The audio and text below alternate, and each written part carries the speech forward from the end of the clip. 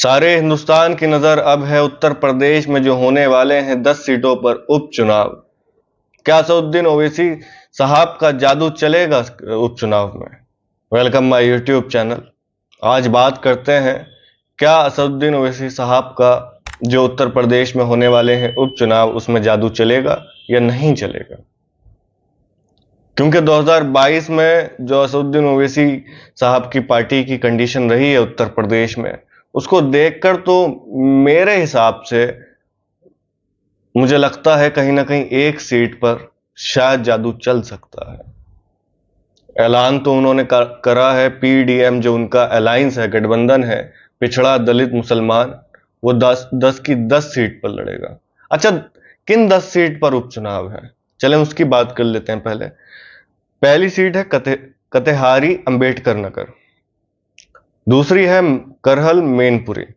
अब बात करें करहल मैनपुरी की तो वो भी एक हॉट सीट है, क्योंकि उत्तर प्रदेश के पूर्व मुख्यमंत्री समाजवादी पार्टी के अध्यक्ष अखिलेश यादव साहब वहां से विधायक थे, उन्होंने फिर इस्तीफा दिया और अब एमपी बने हैं, सांसद बने हैं। तो ये भी एक हॉट सीट है। अब देखना यह है कि समाजवादी पार्टी दोबारा यहां से जीत हासिल करेगी या बीजेपी आगे बढ़ सकती है।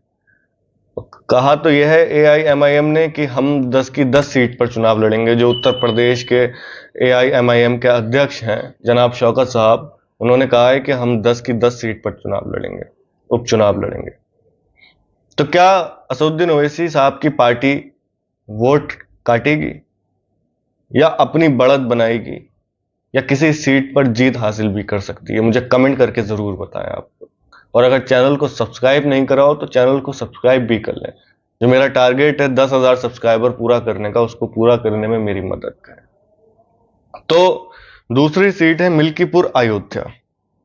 मिल्कीपुर अयोध्या भी हॉट सीट है, क्योंकि वहां से जो अवधेश प्रसाद साहब थे, समाजवादी पार्टी के नेता, जो अब मौजूदा अयोध्या से सांसद हैं, पूरे हिंदुस्तान में चर्चा है उस चीज की। तो अब मिल्कीपुर अयोध्या में भी सबकी नजर है, क्या समाजवादी पार्टी जीतेगी या बीजेपी जीतेगी उपचुनाव के अंदर। तो लोगों का कहना यह है कि इस वक्त ये चुनाव बड़ा दिलचस्प इंटरेस्टिंग होने वाला है, बहुत ज्यादा। तो जब चुनाव होगा तो नतीजे आएंगे और बड़ा हम देखेंगे, बड़े उससे देखेंगे और मैं आप लोगों को बताऊंगा भी। आप लोग मुझसे जुड़े रहें। चौथी सीट है मीरापुर मुजफ्फरनगर। वहां से जो आरएलडी के प्रत्याशी जीते थे चंदन चौहान साहब, वो समाजवादी पार्टी और आरएलडी के गठबंधन से जीते थे और आरएलडी अब एनडीए के साथ है। तो वहां के जो कैंडिडेट थे वो बिजनौर से मेंबर ऑफ पार्लियामेंट बन गए। वहां के जो एमएलए थे वो अब बिजनौर से मेंबर ऑफ पार्लियामेंट बन गए। तो अब देखना यह है कि आरएलडी प्लस बीजेपी यानी कि एनडीए का कमाल चलेगा वहां पर या फिर समाजवादी पार्टी का कमाल चलेगा वहां पर।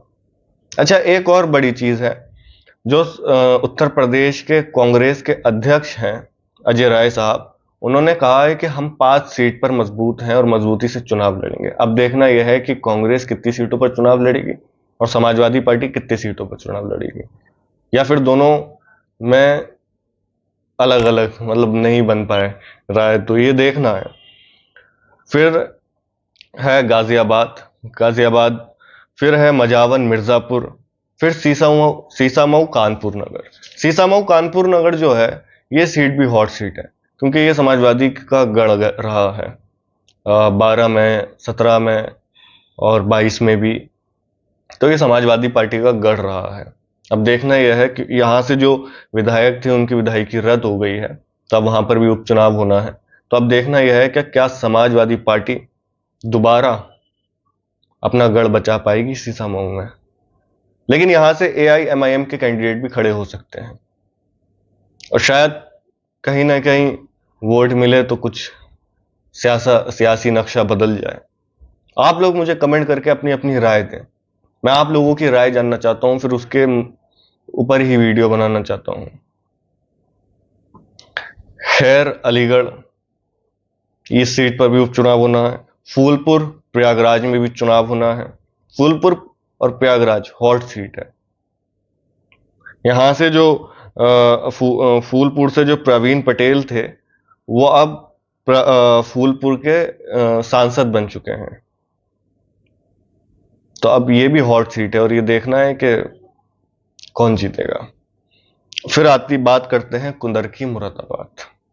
जी, कुंदरकी मुरादाबाद, जहां से जियाउर रहमान बर्क 2022 में एमएलए बने थे और अब 2024 में समाजवादी पार्टी से टिकट होने के बाद वो संभल से सांसद बन गए हैं और ये सीट खाली हो गई है।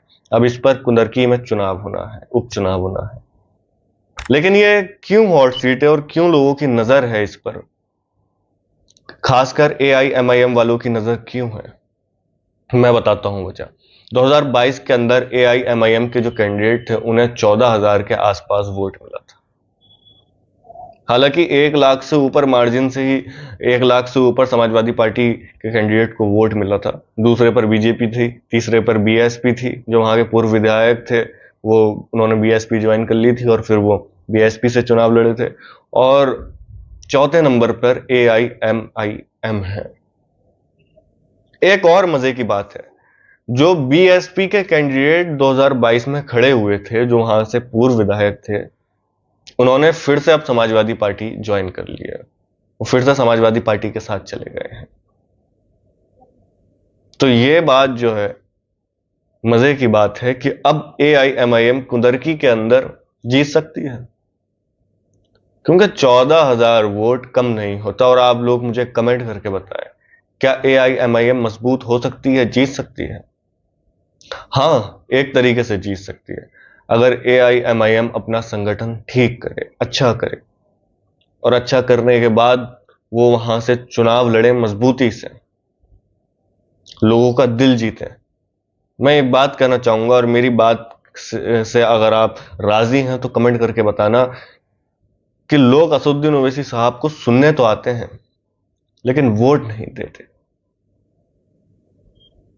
मेरी बात से अगर आप लोग राजी हैं, अगर हामी करते हैं, तो कमेंट करके बताएं कि असदुद्दीन ओवैसी साहब को सुनने आते हैं लेकिन वोट नहीं देते। लेकिन 14,000 वोट भी कम नहीं होता। तो शायद अगर असदुद्दीन ओवैसी साहब भी मेहनत करें, उनके पार्टी के लोग मेहनत करें, तो उस सीट पर कुछ अलग जादू दिख सकता है। तो ये थी आज की वीडियो। नेक्स्ट टॉपिक मुझे कमेंट करके बताएं कि किस पर आप लोगों को वीडियो चाहिए, और चैनल को जरूर सब्सक्राइब करें, वीडियो को जरूर लाइक करें।